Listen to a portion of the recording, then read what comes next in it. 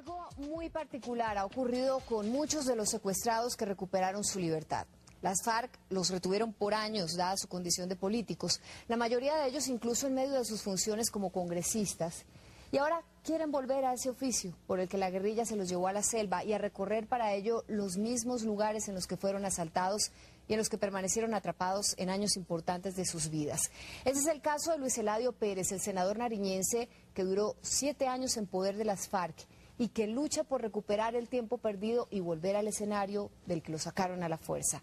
Pero esta vez alejado del partido tradicional al que pertenecía. Luis Eladio habló con Darío Arizmendi, que se convirtió en una especie de biógrafo suyo, y le explicó por qué una persona regresa a un trabajo en el que le ocurrió algo tan terrible. Darío Arizmendi entra al radar. Bueno, Luis Eladio, ¿qué ha sido de su vida en estos 2 años? ¿Qué ha pasado? ¿Qué ha cambiado? ¿Cómo se encuentra?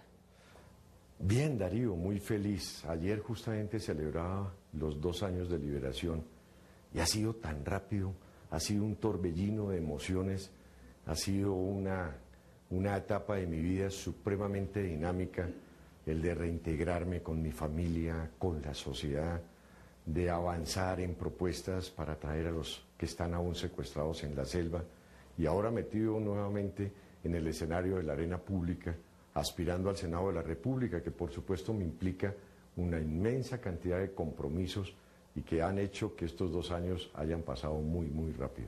Yo me imagino que aquellos episodios tan dolorosos, tan tristes y tan terribles que usted vivió durante más de 7 años en la selva, ¿empiezan a quedar un poco atrás? ¿O no tanto? Yo creo que sí, Darío. Lo que pasa es que muchas veces las personas me recuerdan y que por supuesto yo no puedo negarme a contar cierta parte de la historia que nos tocó vivir. Ayer estaba en el Putumayo y sobrevolé la zona de Puerto Asís, de Mocoa, y para mí fue un choque muy fuerte porque estaba justamente en el escenario donde muchas veces pasé encadenado. Lo miraba desde el aire, esa selva, los ríos, y esos ríos y esa selva me tocó pues por supuesto con un fusil en la cabeza y fue como un impacto que tuve. ¿Mantiene todavía contacto con algunos de sus compañeros de entonces en la selva? Sí, Darío, yo mantengo contacto con la mayoría de ellos, nos hablamos con mucha frecuencia. Hoy estamos en la arena política, varios de los que compartí y que por supuesto les deseo el mejor de los éxitos. Yo creo que todos tenemos que aportarle algo al país, al proceso de reconstrucción de Colombia. Sin duda nuestra experiencia no puede pasar simplemente y quedar en la historia como uno de los capítulos más trágicos de ella. Esas cicatrices con su Ángela de toda la vida han quedado completamente cerradas. Sí, Darío, está muy superado, con mis hijos, con mis nietecitos, gozamos de una inmensa felicidad de poder volver a haber reconstruido todo un hogar, toda una historia de más de 35 años. ¿Qué le diría usted a las familias que están prácticamente a puertas de recibir a 2 de los suyos, incluso los restos del mayor Guevara por parte de su madre? Lamento que la decisión última sea aplazar por justamente pensar en réditos políticos. Aquí lo que debemos es avanzar con criterio humanitario y siempre tener en mente que un segundo, una hora, un día, una semana de cautiverio es un inmenso riesgo para la vida de los secuestrados. A las familias de Moncayo, de Calvo y por supuesto a doña Emperatriz de Guevara, que ya se esperó lo más, esperemos lo menos, van a recobrar su libertad muy pronto. Y esa va a ser la ventana que sin duda abre la posibilidad para que los 22 compañeros que quedan allá recobren muy pronto. Yo escuchaba a Darío unas palabras, una palabra que a veces me fastidiaba: aguanten, aguanten, aguanten. Y es lo único que le podemos decir. Y mucha fe, ¿no? Mucha fe y mucha paciencia. Nunca pueden perder ni la fe ni la esperanza de que algún día van a recobrar su libertad.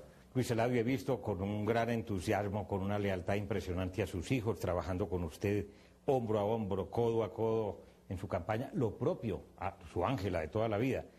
Me imagino que al principio pudo ser difícil tomar la decisión de parte suya, encontrar la comprensión de ellos en respaldarlo y en apoyarlo en su aspiración para el Senado de la República. Hombre, la política que le quitó a usted más de 7 años de dignidad, de libertad, de realidad, de vida, volver a la política, ¿por qué quiere volver al Congreso? Darío, porque ¿cómo le dejamos el escenario a los mismos con las mismas? Ellos sufrieron muchísimo. Ellos igual estuvieron secuestrados en la selva de cemento, sufriendo la indiferencia de una sociedad que se había anestesiado frente a la cultura de violencia que nos ha invadido. Pero si no volvemos al escenario, dejar de aportar cuando lo podemos hacer un granito de arena en el proceso de reconstrucción del país, sería una inmensa deslealtad con uno mismo y con mi conciencia. Yo tomé esa determinación, Darío, de volver a participar, de acompañar un proyecto político fresco, con Sergio Fajardo, con Compromiso Ciudadano, con una serie de personas que creemos que en este país todavía es posible hacer política decente, hacer política con transparencia, pensar en función del país, actuar libremente, legislar en favor de todos los colombianos, de superar esos factores estructurales que generan y que por supuesto han hecho que a través de la intronización de los mismos con las mismas se haya adquirido un grado de desprestigio tal que hoy nadie cree en el Congreso de la República. 9 años después de haber sido secuestrado, 2 años después de haber sido liberado y habiendo recorrido, como ha venido haciéndolo, buena parte del territorio colombiano, ¿cómo encuentra este país? ¿Mejor, peor, igual? No, yo creo que se han avanzado en aspectos fundamentales, en la política de seguridad sin duda, pero donde hemos venido teniendo debilidades es en la inversión social. Uno cuando recorre toda la geografía colombiana ve que en la expresión popular que aparentemente la guerra desde el punto de vista militar se está ganando, pero la guerra desde el punto de vista social se está perdiendo. ¿Por qué un político tradicional como el doctor Luis Eladio Pérez se matricula con una persona independiente, joven, matemático, ajeno a la politiquería de siempre en este país como Sergio Fajardo? En él se refleja el deseo de renovación en el país. Sin duda es de las pocas personas que tienen autoridad moral para hacer una gran convocatoria a la generación de un movimiento de reconstrucción nacional que nos permita avanzar de la fase de la guerra a la fase de la paz, para superar los grados de polarización en que se encuentra la política, en donde uno o es uribista y automáticamente es calificado de paraco, o es antiuribista, o guerrillero o terrorista.